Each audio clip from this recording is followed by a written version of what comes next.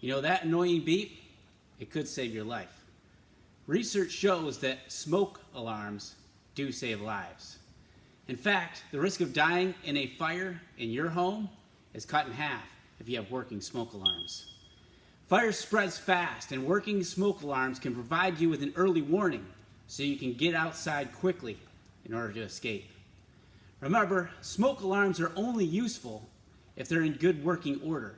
So make sure to test your smoke alarms every single month. Make sure that they're in every room where someone sleeps in your home. And make sure they're on every level of your home, even the basement. It's also helpful to have your smoke alarms interconnected. So if one of them is tripped, all of them sound the alarm. This will assist you in being able to hear the alarm and no matter what room of the house that you're in. Don't let fire catch you off guard. Fire safety matters, so be prepared. Have working smoke alarms.